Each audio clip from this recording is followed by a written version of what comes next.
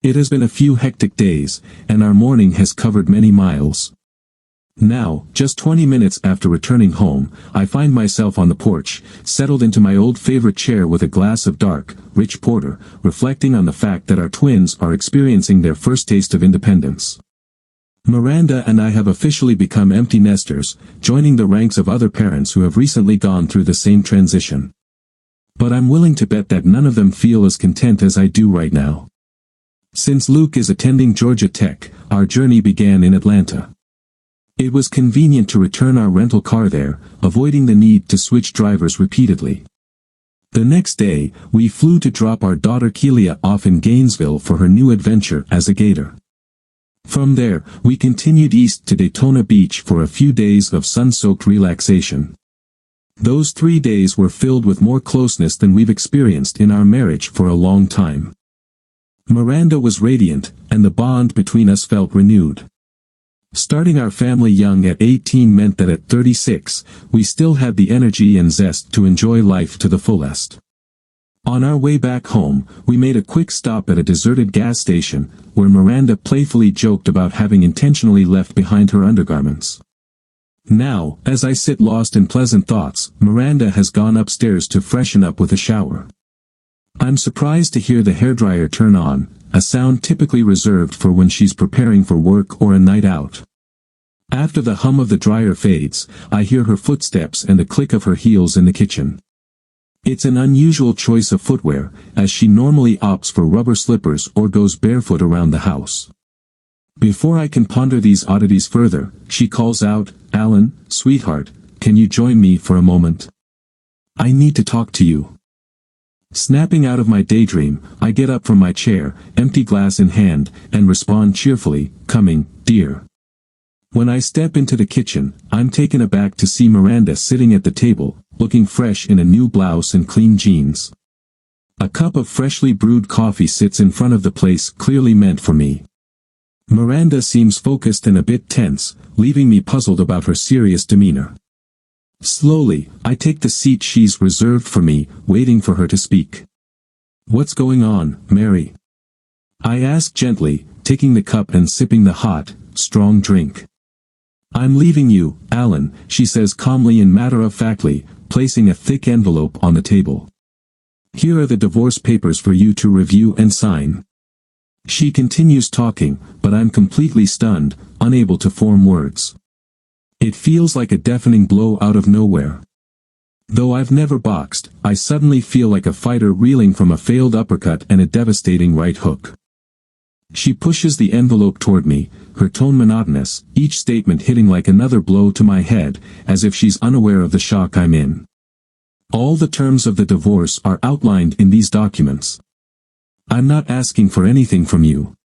You can do whatever you want with my belongings here. Our savings are divided, the bills are paid up to today, and I've cancelled all our joint credit cards. I've updated my address with everyone who needs to know. You can get more details from your lawyer. If you need anything from me, contact me through my attorney. Miranda breathes in deeply and resumes in her usual detached, businesslike tone. I've also filed a restraining order because I don't want any further contact with you after I leave. That's included in the envelope. Additionally, I've changed my phone number and email address, and all my previous accounts are closed. She doesn't expect a response from me, and I can't manage to say anything. I just sit there, frozen and silent, staring blankly at her across the table. The coffee in front of me, barely touched, emits a faint wisp of steam as it cools. "Please," she warns, rapping the table with her manicured hand, "don't try to get information from the kids. They know what's happening and won't help you." The same goes for my parents. Miranda, no longer indifferent or distracted, finally directs her cold gaze straight into my eyes. "I know you'll want answers, Alan, so I'll just say it. I've been with Dan for the past 13 years, and now I intend to make him my full-time partner. I loved you, Alan, but I love Dan more. He has waited long enough and deserves this. So today, I'm ending things with you. From now on, I belong only to him. That's all. Goodbye, Alan." Miranda finishes her speech, rises from her seat, and heads for the door. It isn't until she picks up the bag by the entrance and opens it that I finally find my voice, managing to utter just one word: why? Still devoid of emotion, she paused, turned to meet my gaze, and uttered just two words: Sandy Thompson. With that, she crossed the threshold, closing the door behind her. In the silence that followed, all I could hear were the soft clicks of her shoes, the muffled sound of a car door, and the fading roar of an engine disappearing into the distance. That was the last time I saw or spoke to Miranda. Over the next 16 months, I struggled to make sense of everything. Dan, who had been a father figure and my closest friend for the past 18 years, had betrayed me. Miranda and Dan's wife, Lisa, had formed a bond during their pregnancies, both being of similar ages, with Lisa at 22 and Miranda a little over 18. Their daughters were born within a day of each other, a coincidence that felt like destiny at the time. This initial connection blossomed into a deep friendship, making our families practically inseparable. We spent weekends together, living just 2 blocks apart, until everything fell apart. The moment that brought our twins into our lives happened while Miranda and I were still in college. Miranda had always dreamed of studying business or management, while I pursued mathematics on a partial scholarship and played for the university baseball team. I hadn't yet decided on a career path when Miranda told me she was pregnant. That revelation changed everything. I put my aspirations aside and found a job to support our growing family. Our parents were incredibly supportive, organizing and financing our wedding in under 2 months. As their only child, my parents, who had me later in life, approaching their 40s, considered me a precious gift after years of longing for a child. Miranda, however, had a distant relationship with her only sibling, her older brother Tom, who was 10 years her senior. Tom had left for college when Miranda was only 8, rarely returning home afterward. Tragically, he died in a car accident shortly after graduating, leaving her parents to focus all their love and attention on her. As a wedding gift, my parents gave us the deeds to their longtime family home and retired to the South. I worked long hours to build my career, often 12-hour days, but my efforts began to pay off. Shortly before the twins were born, Miranda took a part-time secretarial job while continuing her education online. Her parents' help was invaluable during this time, as they eagerly cared for the newborns whenever possible. 3 years later, tragedy struck in the form of Sandy Thompson. I had found success at work, and my company had nominated me for Salesperson of the Year for the North Carolina region. Our small but growing company, which had recently become a market leader, was acquired by a national corporation. Along with a $2,000 bonus, I was awarded an all-expenses-paid trip to the awards gala in Washington, D.C., where the top salesperson would be announced. It would be the first time Miranda and I had traveled together without the twins, and we looked forward to it eagerly. However, 2 days before our departure, everything fell apart. Luke was diagnosed with whooping cough, and Kelly became ill the following day. Though disappointed, Miranda insisted I still attend the gala, as my presence was mandatory. She kissed me goodbye on Friday morning as I left for the airport. At the gala, I met Sandy Thompson from our Little Rock office. At just 21, Sandy was a year older than me, and this was her first full year with the company. During the dinner, the open bar flowed freely. Although I typically limited myself to a couple of beers, I remember having a few glasses of wine. When the awards were announced, I was stunned to hear my name called as Salesperson of the Year. Overwhelmed, I went up to the stage to receive a trophy and a $10,000 check amidst thunderous applause. Back at my table, our superiors generously gifted me a bottle of champagne. The rest of the evening was a blur. The next thing I remember is waking up at 5 a.m. in my hotel room, lying next to Sandy Thompson, barely dressed. Panic and dread overtook me as I realized what had happened. Overwhelmed, hungover, and aching, I stumbled back to my room, hastily packed my things, and was on the road to the airport within 20 minutes. When I arrived home 4.5 hours later, Miranda was understandably surprised to see me. As expected, she wasn't pleased when I confessed what had happened. I admitted that I had gotten drunk at the gala and woke up in another woman's bed. Miranda abruptly ended the conversation, refusing to listen to any explanations or excuses. Her only question was the woman's name. Before I could answer, she announced that she would be staying with her parents for a few days. She quickly packed a bag, grabbed the car keys, and left without another word, leaving me alone with the kids. For 3 days, Miri ignored my calls, seemingly unwilling to hear my voice. On Tuesday, after dropping the kids off at daycare, I returned to work. That evening, when I came home, Miri was already there, acting as though nothing had happened between us. Any attempt to discuss the situation was met with a stern warning: she would take the kids and leave if I ever brought it up again. That night, she initiated intimacy, but it was mechanical and lacked the closeness we once shared. It took many more months for that feeling of connection to return, but eventually, it did. At her request, we never mentioned the incident again. Miri graduated and earned her degree in business, eager to find a job that would utilize her new skills. Our relationship with Dan and Lisa thrived, and we spent nearly every weekend together, except when work obligations got in the way. Despite this, our wives continued to meet and spend time together, even after Dan and Lisa moved 15 miles closer to Dawn workplace. Interestingly, Miri's parents soon followed suit, moving to the same area and renting a larger apartment to accommodate their growing family and provide more space for their grandchildren. They even began caring for Robert's daughter regularly, which gave Dan and Lisa more flexibility. As Dan's company rapidly expanded, they needed an office manager and a personal assistant for Dan himself.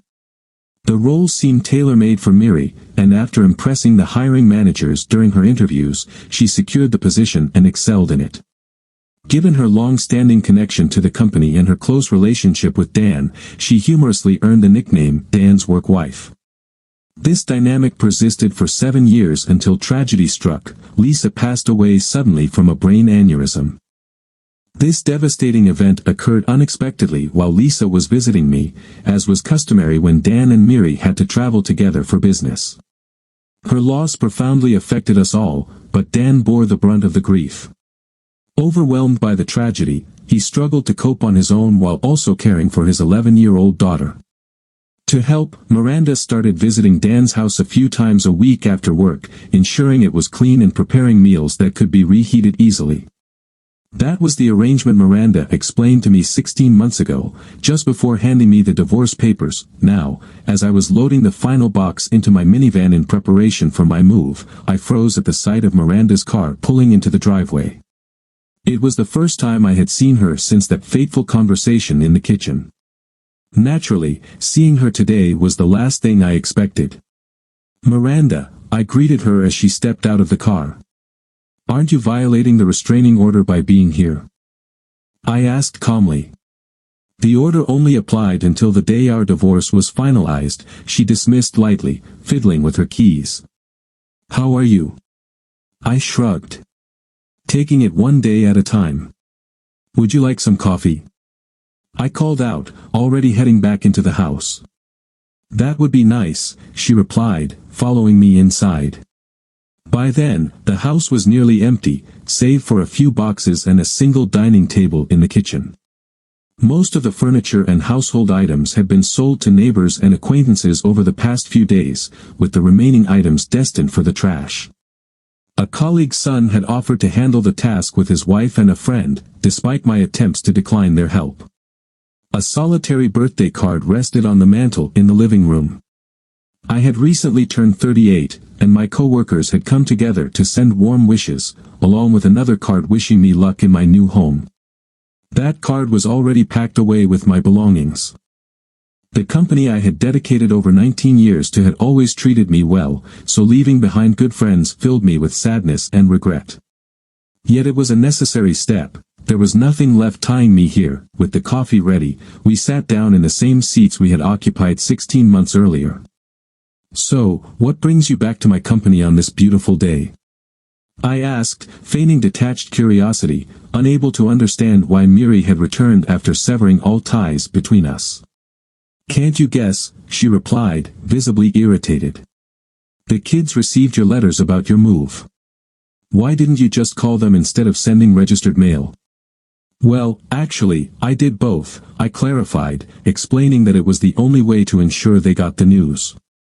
Otherwise, they might have thought I disappeared without a word. I chuckled, then corrected myself. Actually, I did reach out to Kelly. I can't call Luke. Why not? Miri asked, confused. I don't have his number, I sighed. The truth is, the kids don't want to stay in touch with me, I admitted, noticing her skeptical expression. I'll have to show my ex-wife how our kids really feel, I said, picking up my phone from the table and dialing Kelly's number. After 10 long rings, the call went to voicemail. I ended the call and turned to Miri. Would you mind trying to call her? I asked. Kelly is probably just busy, she replied, making excuses but nonetheless retrieving her phone and dialing our daughter's number. She put the call on speaker. Interestingly, her call was answered after just the second ring. Hi, Mom. How's it going? Kelly's cheerful voice greeted her. Fine, sweetheart. What are you up to? Miri asked. Well, Cassie and I are just hanging out right now. We've got a party later, so we're just relaxing for now. Have you heard anything from your father? Miri asked, throwing me a pointed look with a raised eyebrow. Yeah, I talked to him last night. He said he spoke with you and promised to pick up Cassie and me today. Yeah, in about 10 minutes, I think. He's picking up Luke later too, before we all head to the party, Kelly added brightly. My heart sank as I heard my daughter call him Dad. Miri, ever perceptive, noticed how much Kelly's offhand comment affected me. I clenched my fists and leaned back in my chair, staring blankly at the ceiling. You mean Dan? Miri asked incredulously, as if she couldn't believe what she'd just heard. Well, yeah, Mom. Who else? Kelly responded, laughing. By the way, he really likes it when I call him Dad. And, you know, he'll officially be my dad in 3 weeks, she added, reminding her mother. It was true. My ex-wife was set to remarry Dan in just 3 weeks. I'd even received an invitation to the celebration, as if I would actually attend. Kelly, when was the last time you spoke with your biological father? Miri asked patiently, though her tone carried an edge of severity. Oh, Mom. I don't remember. Maybe a few weeks ago. Kelly replied, her tone shifting from playful to uneasy, sensing something off in her mother's voice. I opened my call log and showed Miri my numerous failed attempts to contact Kelly.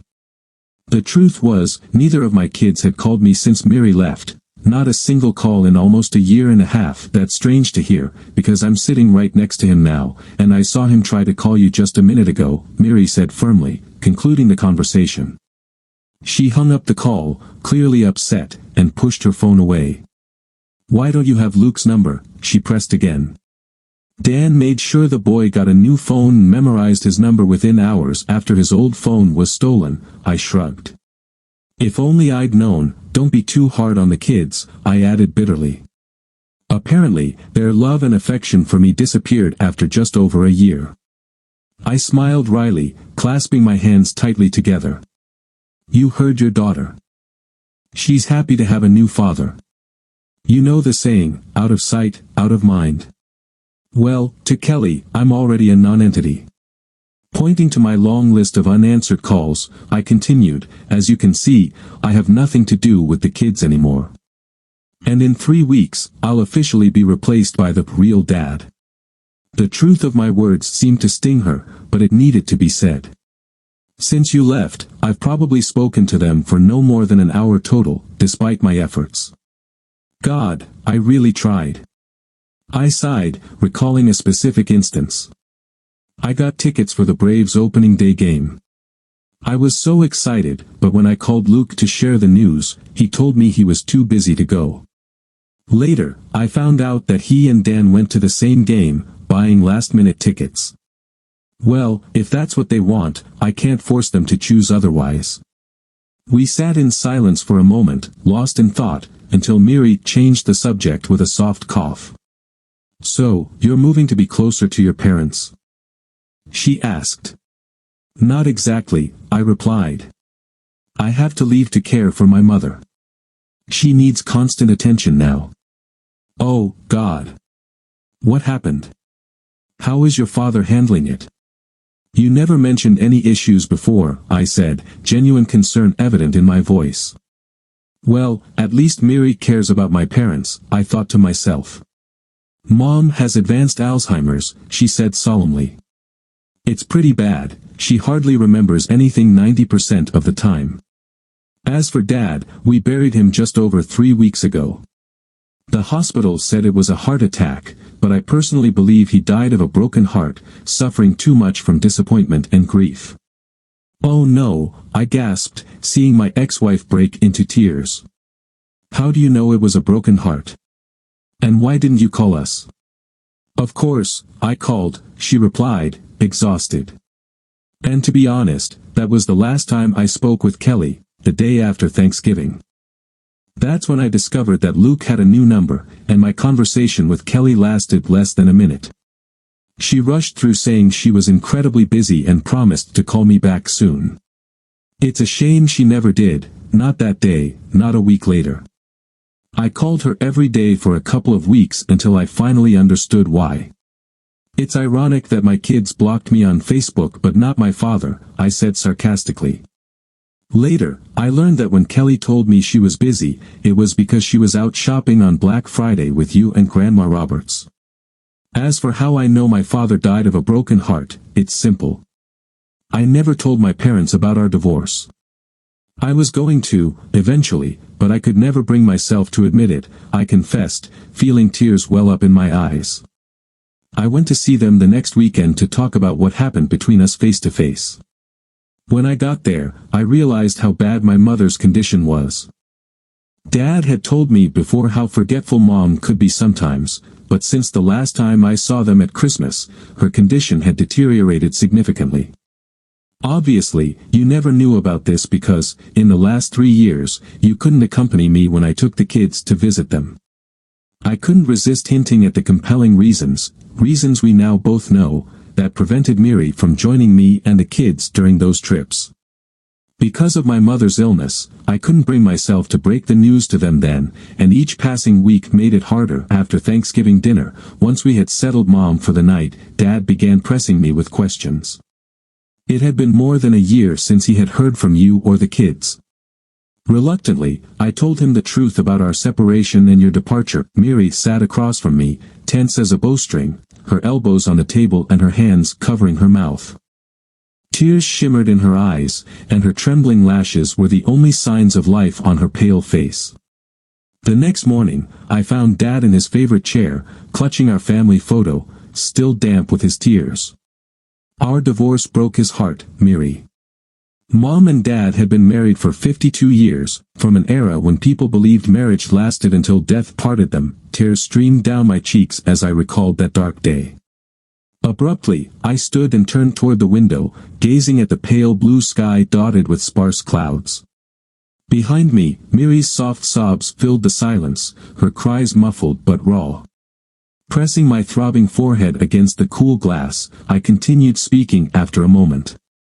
It was at the funeral when I truly felt the weight of my loneliness. Only a few neighbors and the chaplain attended Dad's farewell. No one else came. I couldn't even bring Mom, she wouldn't have understood what was happening. A week or two after the funeral, once Mom had regained some stability, I found the courage to tell her that Dad was gone. But it pains her every time she's reminded.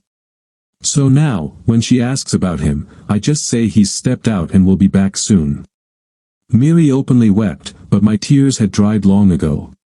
Emotionally drained in the weeks leading up to this moment, I let my gaze wander aimlessly around the room until it settled on the solitary birthday card on the mantel.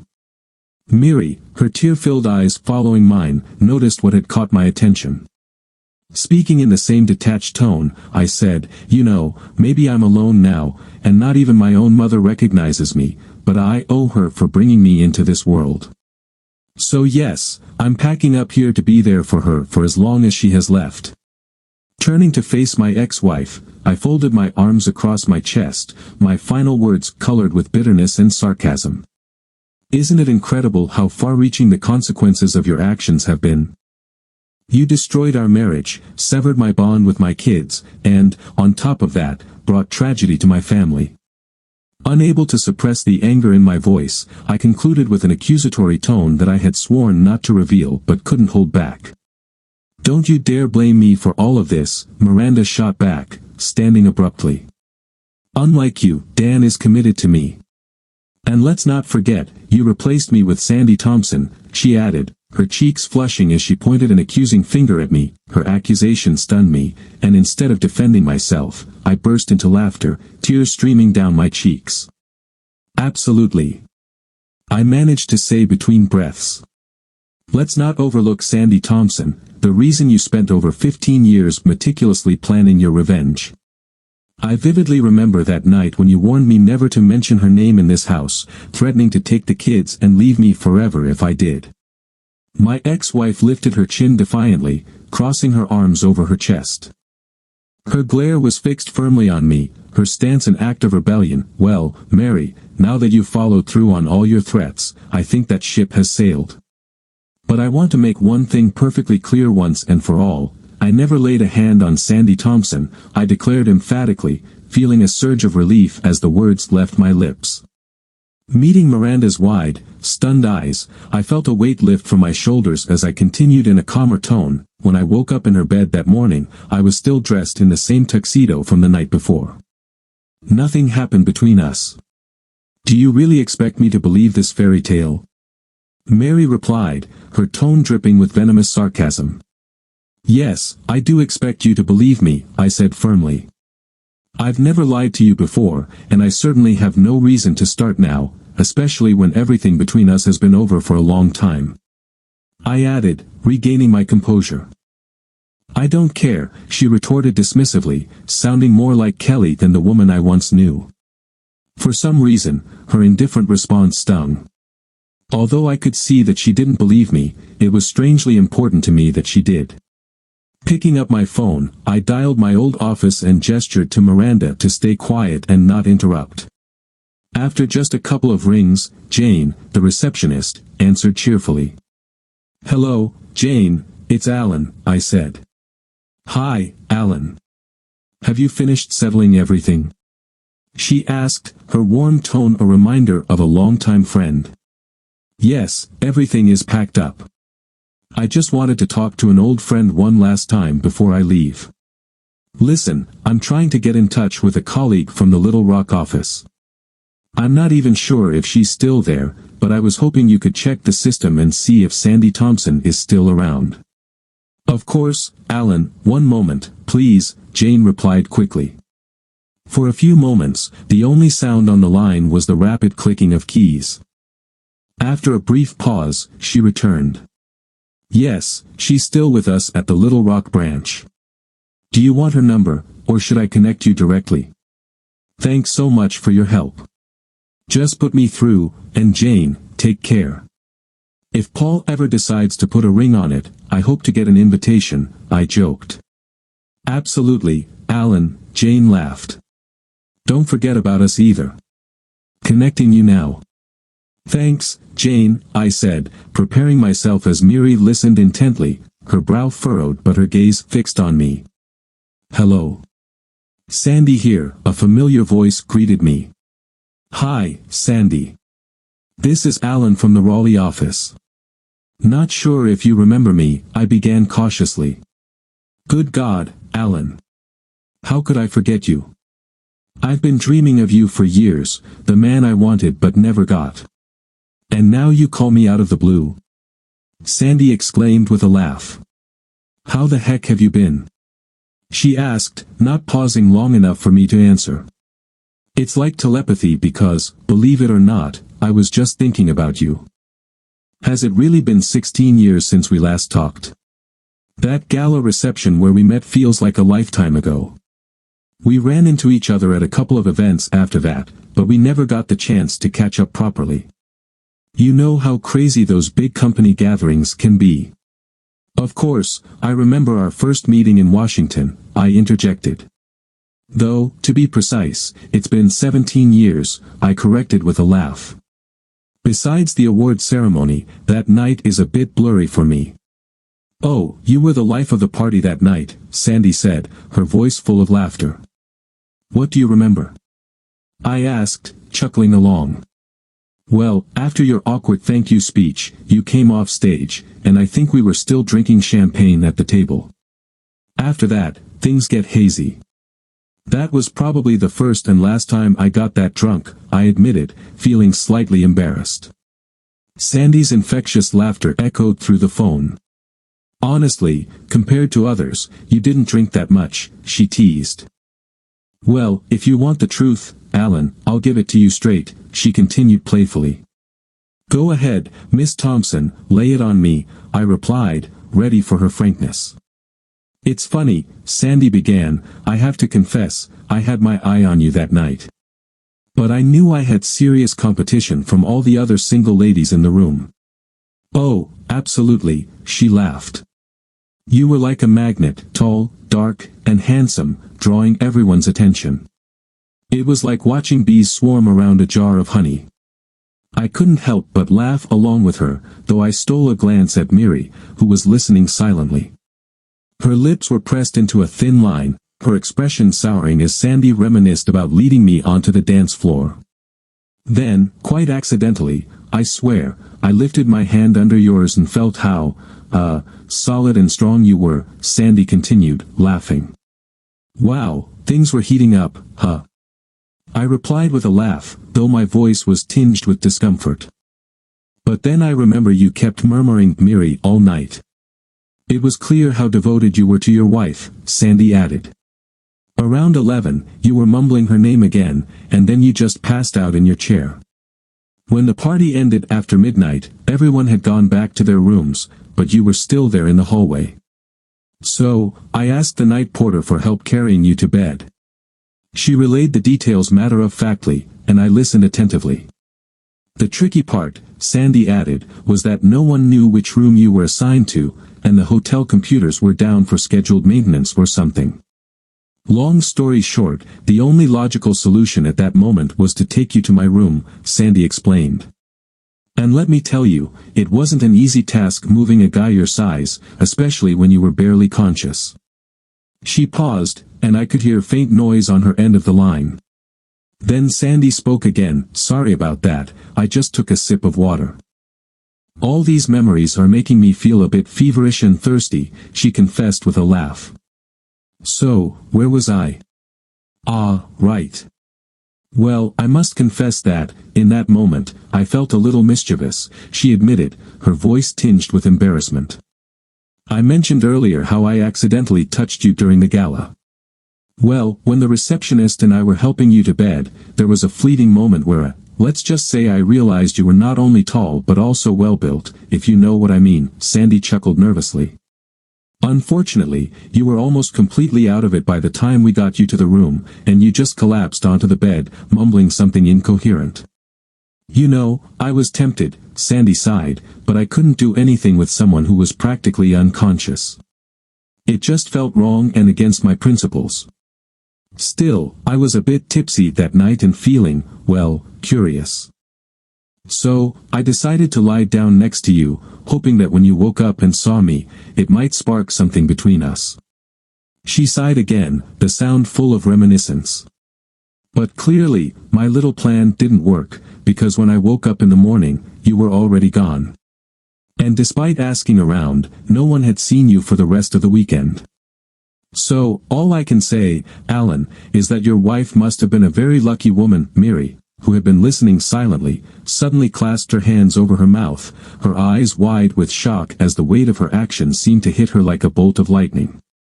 I have to admit, in that moment, I didn't feel a shred of sympathy for my ex-wife. Her impulsive decisions, arrogance, and calculated planning to exact revenge on me over the years had caused the downfall of our marriage. It was clear that I had never truly known the real Miri. Oh, about that, I replied.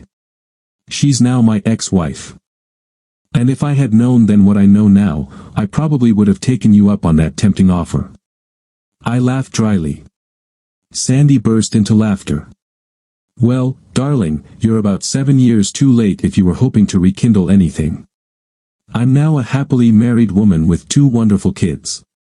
I still go by Sandy Thompson at work because everyone knows me that way, but officially, I'm Sandy Roberts now. I met Robert 8 years ago, and he's the first person since you who truly found his way into my heart, she said with a touch of sentiment.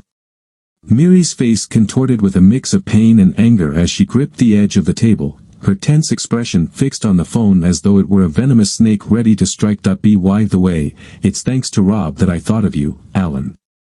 Funny, isn't it? Sandy chuckled.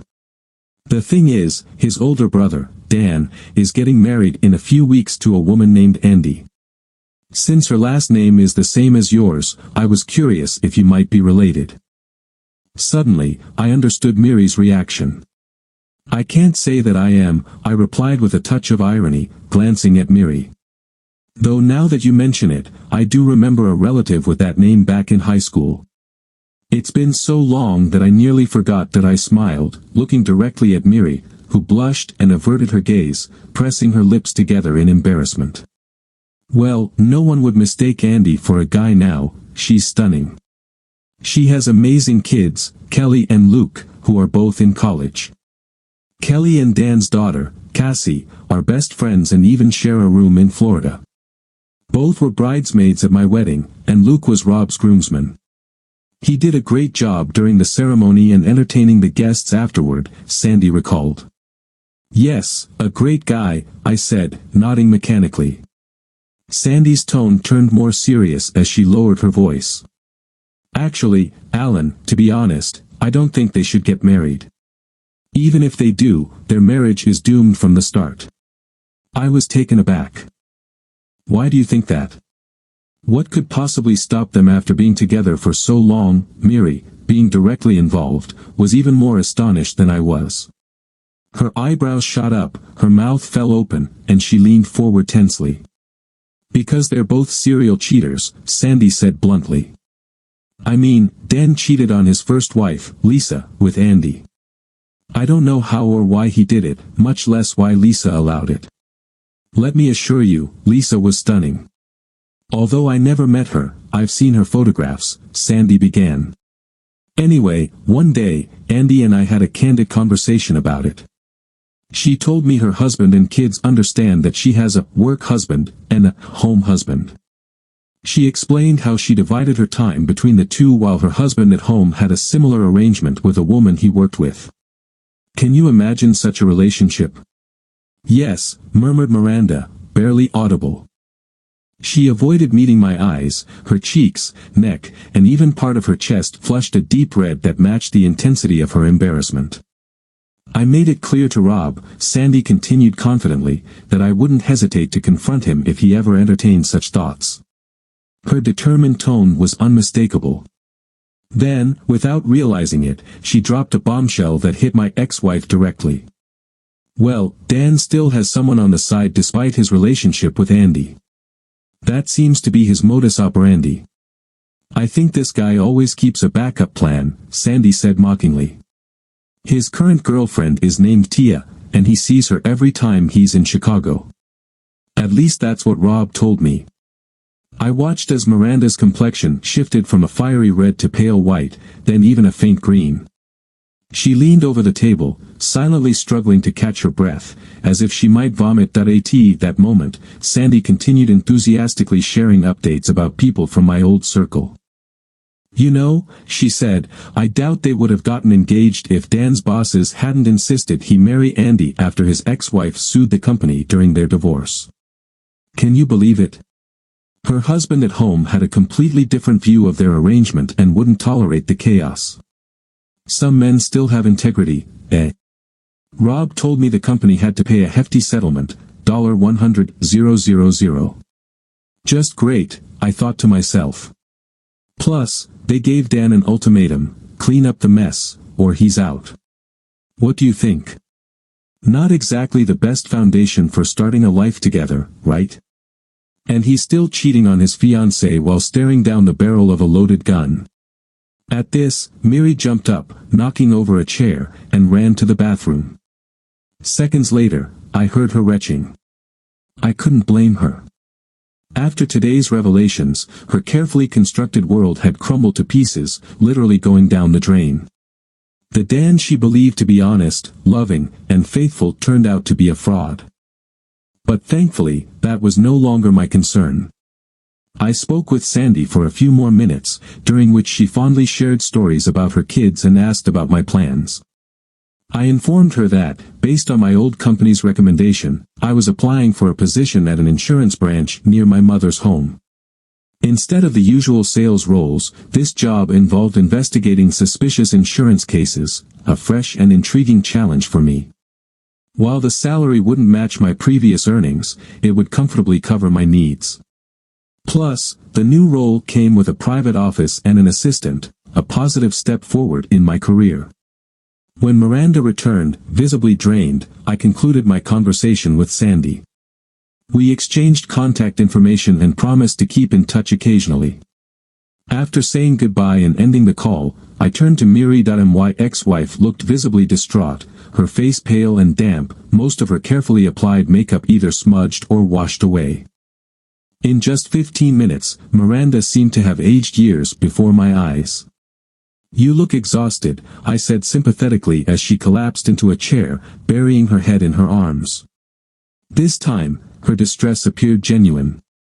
"I am, Alan. I really am," she murmured, her voice heavy with exhaustion. "Listen, I'm short on time. I need to follow up on a lead while it's still fresh. By tomorrow morning, I should be in Brunswick," I said, glancing briefly at my watch. The trip from here to Brunswick usually took 6 hours without stops, though I anticipated making a couple of detours along the way.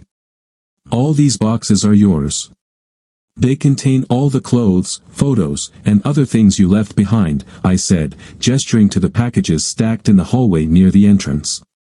"I plan to ship them next week, but since you're here, I can help load them into your car if you'd like," I offered in a calm tone, maintaining the courtesy instilled in me by my upbringing. "Actually, could I ask you for a big favor?" she murmured softly. Could I stay here tonight? I don't think I can go home right now." I paused, toying absent-mindedly with a set of keys before selecting a pair and placing them on the table in front of her. "Why not? Here are your keys, and you have my permission. Stay. But when you leave, you'll need to drop them off at the real estate office. I should warn you," I informed her, "the new tenants arrive on Monday. So, you have 9 days here if you need them. This Sunday, some people will come by to help me clear out unnecessary items and clean the apartment. Utilities will remain operational until Monday." I scanned the room one last time and mentally reproached myself. Walking over to the mantel, I retrieved a farewell card left by my kind colleagues at my old job. Their genuine warmth and kindness would continue to lift me up. Now, all that remained was to say goodbye to my ex-wife one final time. "Everything is done. Take care, Mary. I really must go. Goodbye. I hope we never cross paths again," I said. As I left, I cast one last glance at the woman I had once loved with all my heart. The final image burned into my mind was of a broken figure, her shoulders hunched over the table, overwhelmed by quiet sobs of despair.